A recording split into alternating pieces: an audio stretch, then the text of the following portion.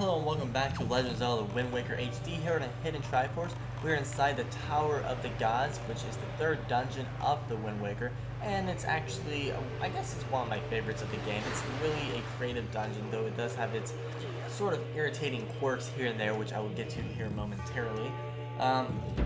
This kind of sticks with the theme of the whole Zelda formula, where we start off with fire, grass, and then water. So this is the game's water dungeon, though it is a lot different than most of the water dungeons that we are used to in the Zelda series, as while water is a main theme, I would just say that it is the absolute total main theme of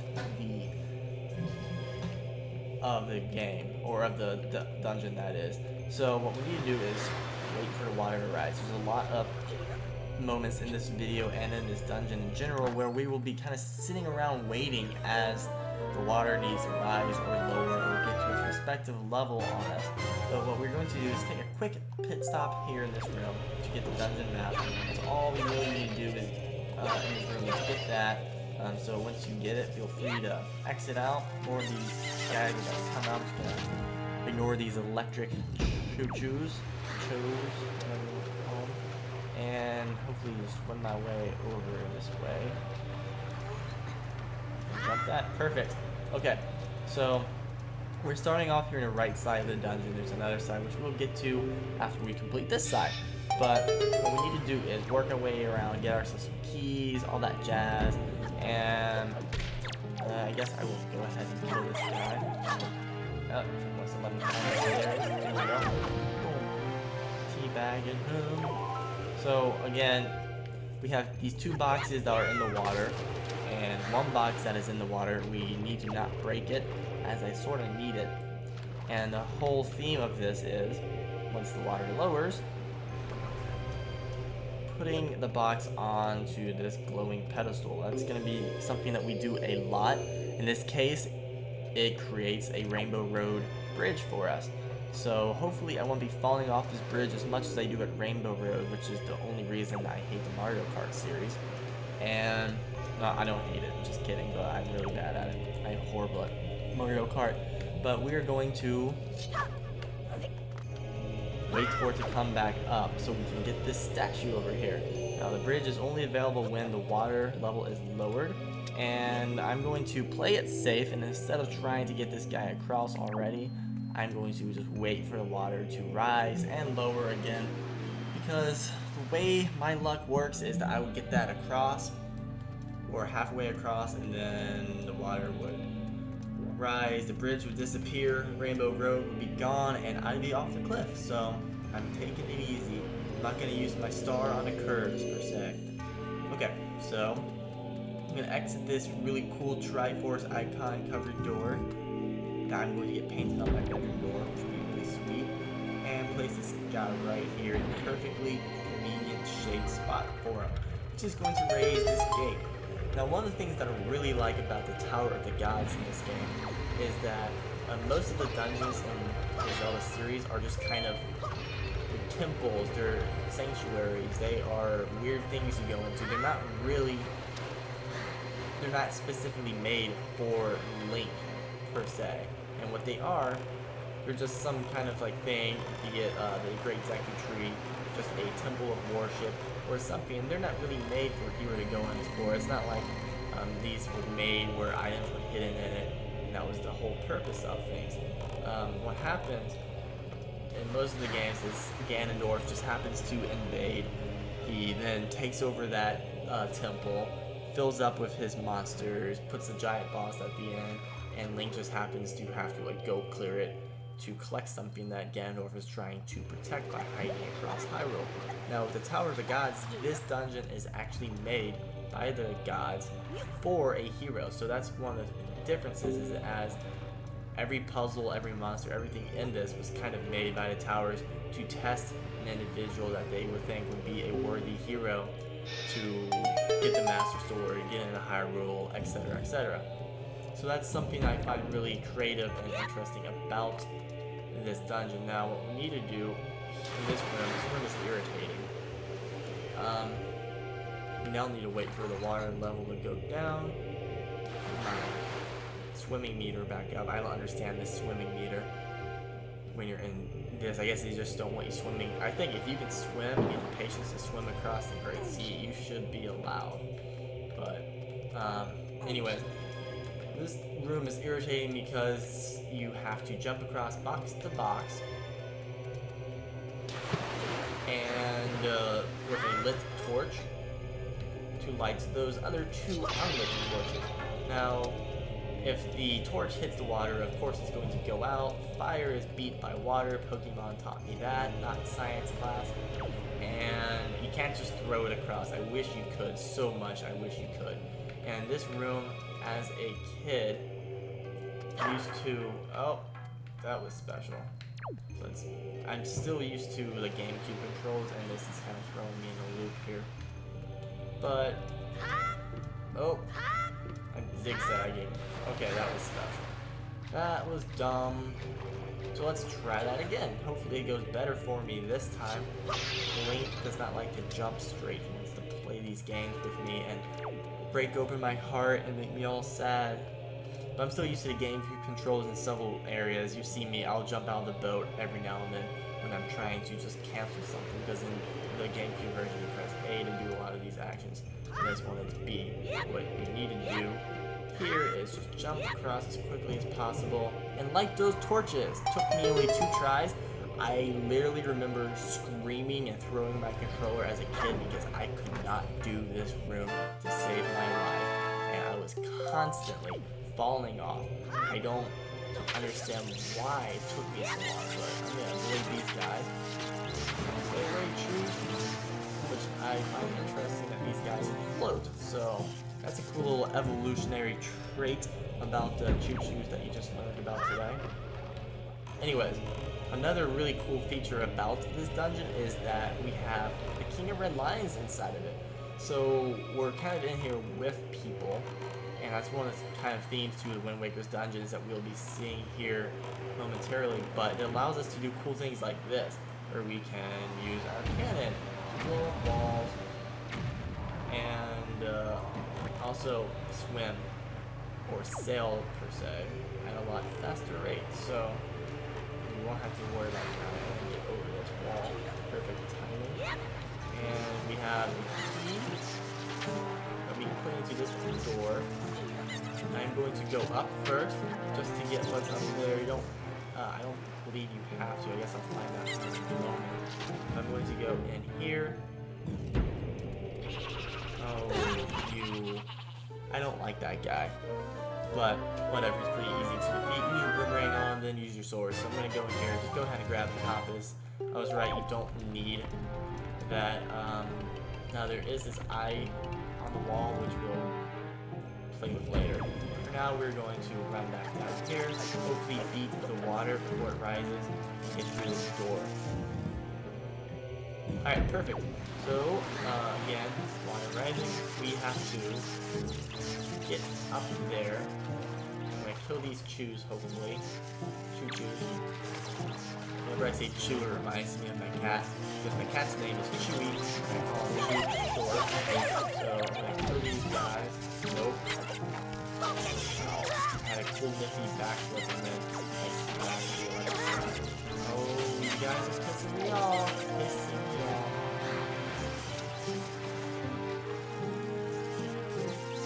Come on. I just want you guys to be dead. I want to kill these guys so I can focus on what I need to do in this room and not what these choo-choos want me to do.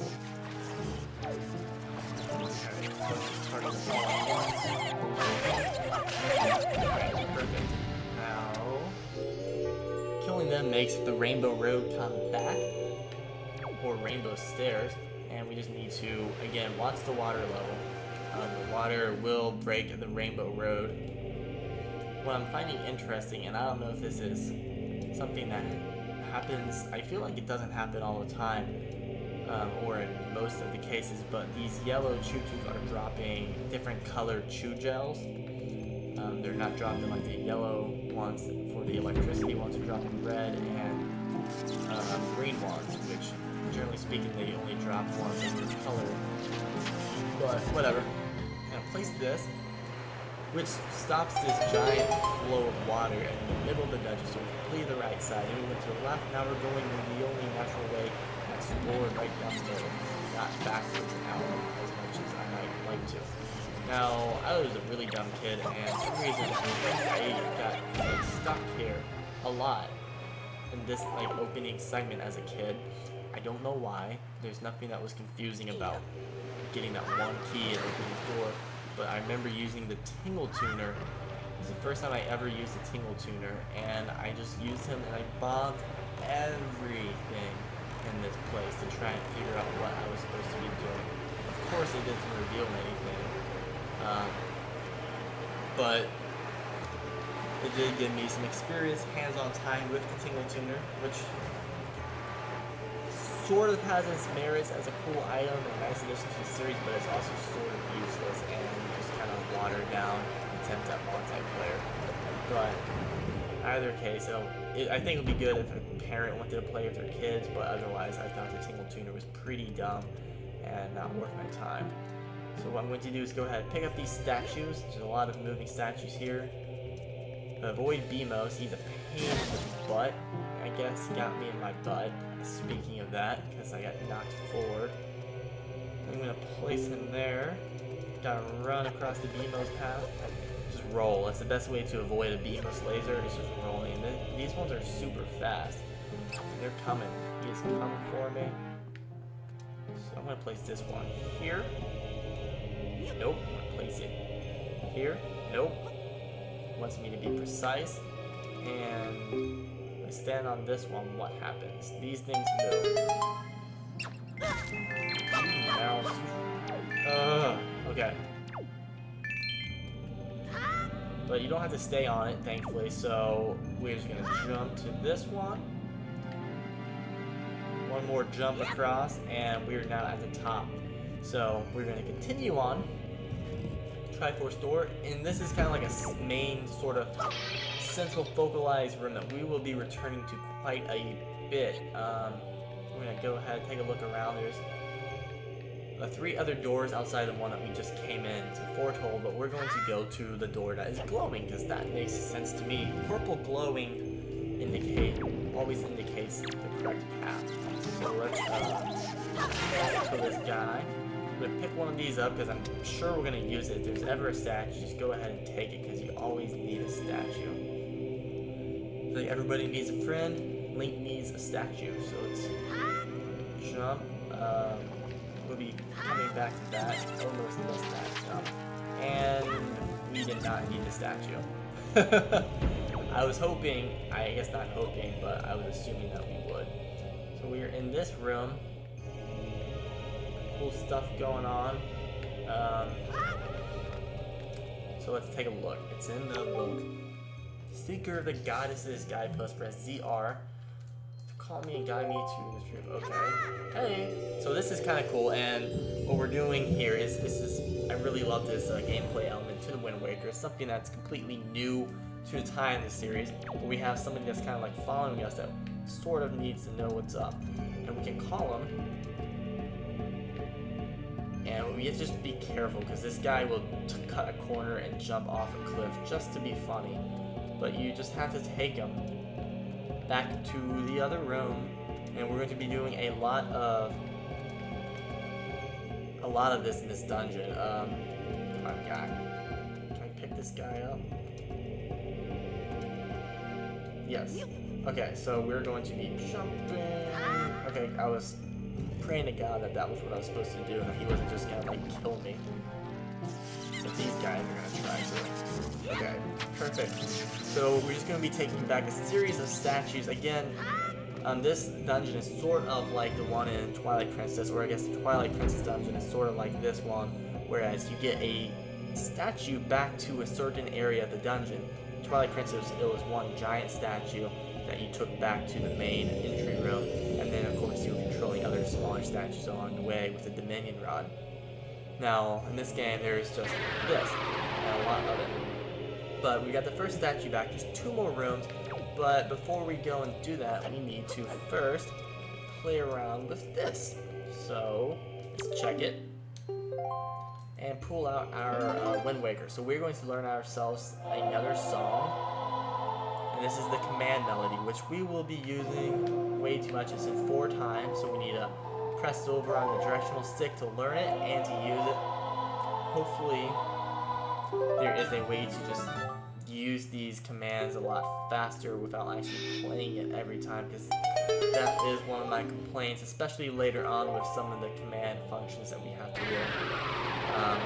It gets way too tedious to play that song every other second. So he's gonna die and light up another room for us. And you also check your map if you're not sure which room to go to. If you can't figure out the purple glowing means to go that way, then you can use your map. So we are here, and if you look up, you'll see these grappling hook sections. So what I want to do is get rid of this guy. Hopefully get rid of this guy. Come here. Okay. There we go. It just takes some hits. So we need to equip the grappling hook since we don't have it out at the moment.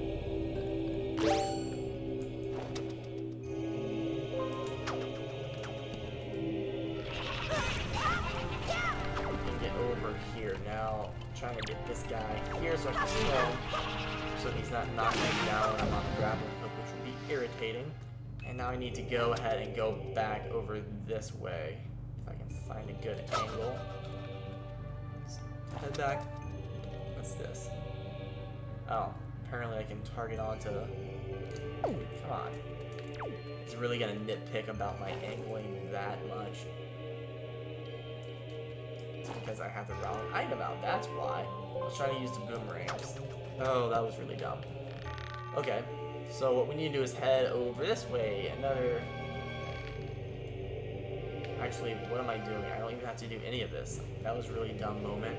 Excuse that. That door is already open. I saw the switch on the floor, and without even looking at the door, I thought I had to get a statue on it, so I was trying to go the other way. So let's go ahead and go through this door. Ignore my whole stupid moment of using the wrong item and then trying to go the wrong way. That was just dumb. Okay, so let's do this again. They're really bringing back the grappling hook. He's coming back. He's popular. He's got a lot going on in his life. And what we can do now is hopefully call this guy. And he will come on down. Hi, buddy. And he's alive. He's ready to roll. He's glowing. But what we need to do is I need to put him on here. Now, regularly speaking, he will follow you wherever you go. That's not what we want. Otherwise, we can't have this work. So what we're gonna do is play the command melody to get control of this guy. Can I skip the song? I want to skip this cutscene. I don't need to watch it every time. And it puts you in charge of him. Now Link does this weird, like, look at me, I'm telekinetically talking to you, telepathically talking to you. What we need to do is just take this guy across, because he can't use the grappling hook and he's too heavy for Link to use the grappling hook and carry him. And we can get him across, get Link out of his creepy Alakazam mode, and now we can just swing across and get right back to him. So that's the way we want to roll. Alright, so now we can... That's what the switch in this room is for, was for this guy, when I was being really dumb a moment ago. So, drop him. That opens up the door. Right now we're just going to leave him behind because we don't care about him. And now we can head over to this area that I was just trying to get to for no reason. Because now the gate's open and we can continue, and we're going to be getting the dungeon item here soon. Or at least that's the plan, pending I don't get lost or do something stupid like I was just trying to do. And head on in here.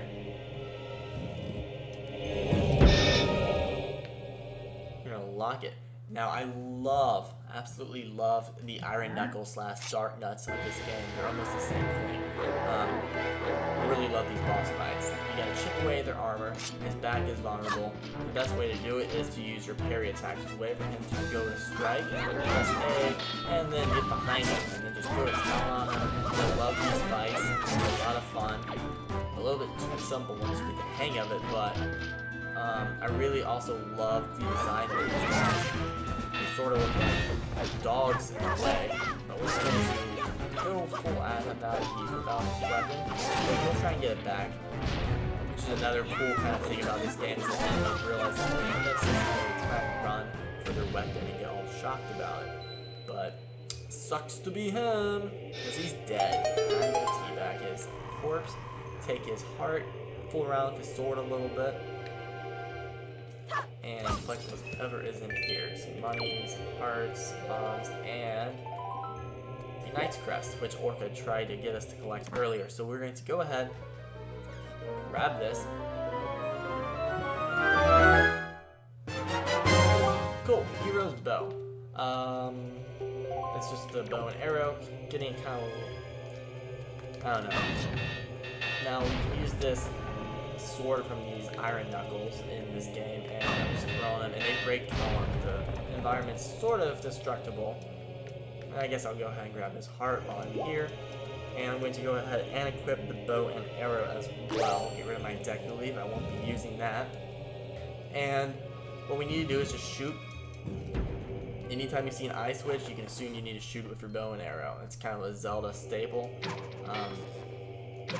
I also want to try and hit this guy. I'm using the gyroscopic controls, so my hands are a little bit wobbly at the moment. Come on. Alright. One shot of the arrow will kill those guys, which is fantastic because they suck. What we need to do is our buddy is waiting for us. He moves somehow. He's a creep. He just kind of moves on his own. Let's try and... This time I am using the right item, so I'm not just being dumb this time. Okay, so he moved.